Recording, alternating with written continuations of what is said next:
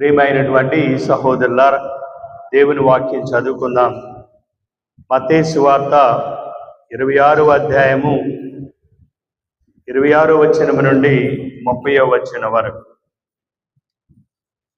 మత్తయి సువార్త 26వ అధ్యాయము 26వ వచనం నుండి 30వ వచనం వరకు.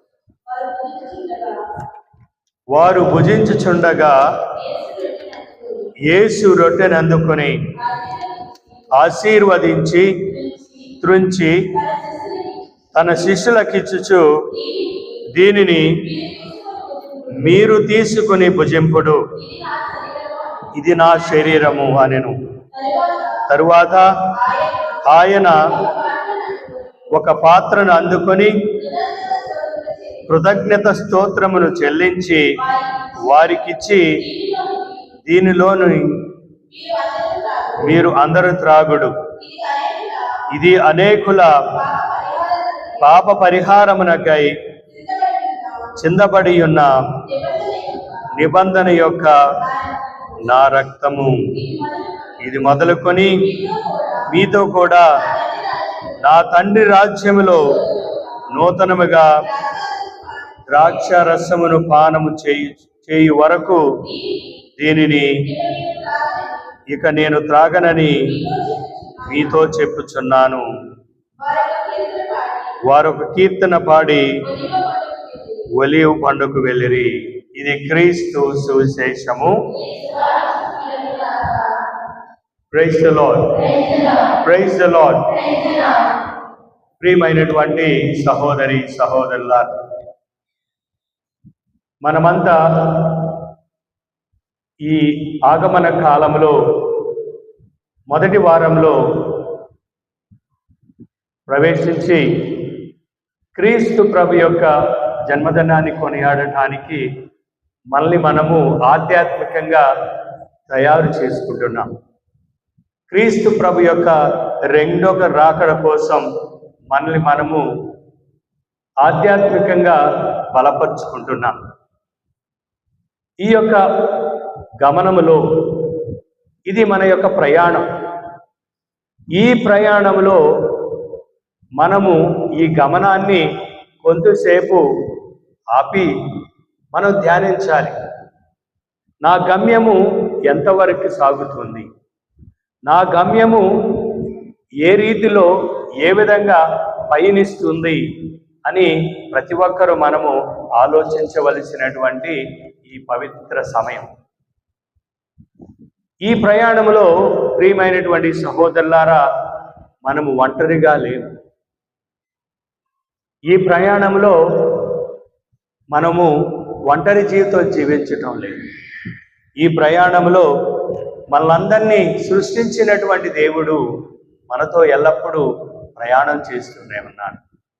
మీరు భయపడవలదు, నేను కలంతకాలము మీతో ఉంటానని ప్రభు ఆనాడు శిష్యులకు అభయం ఇచ్చాడు.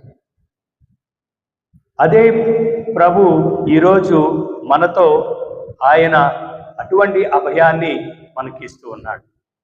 మనము అబ్రహాము జీవితంలో చూసుకున్నట్లయితే, అబ్రహాముని ప్రభువు తాను చూపించినటువంటి ప్రదేశానికి వెళ్ళమని ఆజ్ఞాపించాడు.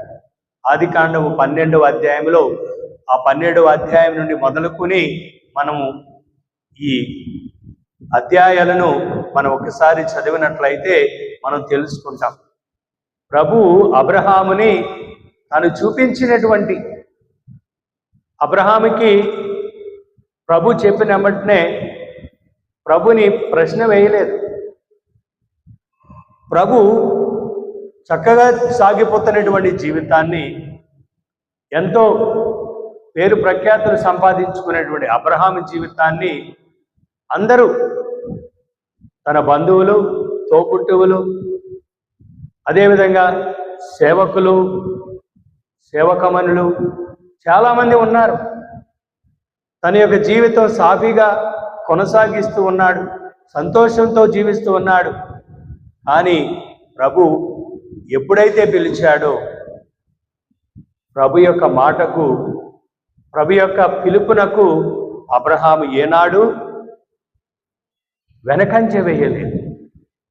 ప్రియమైనటువంటి సహోదరి సహోదరులారా, మన జీవితంలో కూడా ప్రభు యొక్క కార్యానికి మనం ఎప్పుడు వెనకంజ వేయకూడదు. ప్రభు మనల్ని ఎప్పుడు ప్రేరేపిస్తూ ఉన్నాడు. ప్రభు మనల్ని తన యొక్క ఆత్మతో ప్రేరేపిస్తూ, నేను చూపించేటువంటి ఈ ప్రయాణంలో మీరు పయనించండి. ఇదిగో దేవుడిచ్చినటువంటి ఈ ఆగమన కాలం, ఈ పవిత్ర కాలంలో మనము ఒక ముఖ్య ఉద్దేశంతో పయనించాలి. ప్రతి సంవత్సరం ప్రతి ఏటా డిసెంబర్ నెల వస్తే ఎక్కువగా మనం ఆలోచించేది ఏమిటి? ఎక్కువగా దేని గురించి మనం చింతిస్తూ ఉంటాం? రాడమ్మా, దేని గురించి ఎక్కువగా ఆలోచిస్తారు? వరలక్ష్మి, ఎటువంటి చీరలు కొనుక్కోవాలా, షాపింగ్ ఏం చేయాలా, తర్వాత ఇల్లు శుభ్రం చేసుకోవాలా, ఇంకా ఎటువంటి బంధుమిత్రుల్ని మనము ఆహ్వానించుకోవాలా, క్రిస్మస్ పండుగ ఇంకా ఎక్కువగా ఘనంగా చేసుకోవాలా అని ఆలోచనలోనే ఉంటాం. కానీ ముఖ్యమైనటువంటి ఉద్దేశం గురించి మనం శ్రద్ధ తీసుకోం. మన ముఖ్యమైనటువంటి ఉద్దేశం గురించి మనం శ్రద్ధ తీసుకోం. అన్నీ చక్కగా తయారు చేసుకుంటాం, ఇల్లు శుభ్రం చేసుకుంటాం, మన యొక్క శరీరాలను శుభ్రం చేసుకుంటాం, చక్కగా అలంకరించుకుంటాం అన్నీ. కానీ మన హృదయాన్ని మాత్రం శుభ్రం చేసుకో. ప్రభుకి కావలసింది ఏమిటి? ఏమివ్వగలను యేసయ్యా, ఏమీ లేదే ప్రభు నాదంటూ, ఏమివ్వగలను యేసయ్యా, ఏమీ లేదే ప్రభు నాదంటూ. మనదంటూ ఏముంది? ప్రభుకి ఏమి ఇవ్వగలం మనం? ఆయన జన్మదినాన్ని కొనియాడుతున్నటువంటి ప్రభుకి మనం ఏమిచ్చి రుణం తీర్చుకోగలం? ప్రభు మన నుండి కోరేది ఏమిటి? ప్రభు మన నుండి ఆశపడేది ఏమిటి? ప్రభు మన నుండి ఎక్కువగా ముఖ్యమైనటువంటి ఉద్దేశం కోసం మనము శ్రద్ధ చూపించాలని ప్రభు మనల్ని ఆశపడుతూ ఉన్నారు. ఆ ఆశ ఏమిటో తెలుసా? మన యొక్క హృదయాన్ని శుద్ధపరచుకోవాలి. మన హృదయాన్ని శుభ్రపరచుకున్నట్లయితే ప్రభు మన యొక్క హృదయ ద్వారమున తట్టుతూ ఉన్నాడు. ఆయన మన హృదయంలోనికి జన్మించటానికి ఆయన సిద్ధపడుతూ ఉన్నాడు. మన జీవితంలోనికి ఆయన ఉండటానికి, ఇమ్మాన్యుయేల్ అంటే మనతో ఉండటానికి, దేవుడు మనతో ఉన్నాడు. మరి అటువంటి ప్రయాణంలో ప్రియమైనటువంటి సహోదరులారా, మనము మన యొక్క ఆధ్యాత్మికపరమైనటువంటి నా యొక్క హృదయాన్ని, నా యొక్క మనస్సును, నా యొక్క మందిరాన్ని ప్రభు నా హృదయంలో జన్మించటానికి ఆశపడుతున్నాడు. కాబట్టి నేనేం చేయాలి? మరి ఇటువంటి హృదయ శుద్ధి కోసం మనం ఏం చేయాలి? దాని గురించి తపన పడాలి ప్రియమైనటువంటి సహోదరి సహోదరుల. మరి ఇంకా ఎంతోమంది ఇజ్రాయేలు ప్రజలు నడిపించినటువంటి దేవుడు ద్వితీయోపదేశ కాండము 31వ అధ్యాయము 6వ వచనములో, ద్వితీయోపదేశ కాండము 31వ అధ్యాయము 6వ వచనములో ప్రభు ఇజ్రాయేలు ప్రజలకు ఈ విధంగా చెప్తున్నాడు, మీరు ధైర్యస్థైర్యములను అలవర్చుకొనుడు, మీరు వారిని చూచి భయపడవలదు, అధైర్యము చెందవలదు. ప్రభు మీకు బాసటయై ఉండును, అతడు మిమ్ము చెయ్యి ఎన్నడూ విడనాడడు. Praise the Lord. ప్రభు ఎప్పుడు మనకి బాసటగా ఉంటాడు, మన చెయ్యి ఎన్నడూ విడనాడడు. ఇజ్రాయేలు ప్రజలను ఎన్నడూ ఆయన విడనాడలేదు. వారి యొక్క స్వార్థ బుద్ధితో ప్రభుని విడనాడారు, ప్రభుకి వ్యతిరేకంగా మాట్లాడారు, ప్రభుకి వ్యతిరేకంగా జీవించారు, ప్రభుకి వ్యతిరేకంగా అనేకమైనటువంటి పాపాలు చేశారు. కానీ ప్రభు వారిని మాత్రము విడనాడలేదు.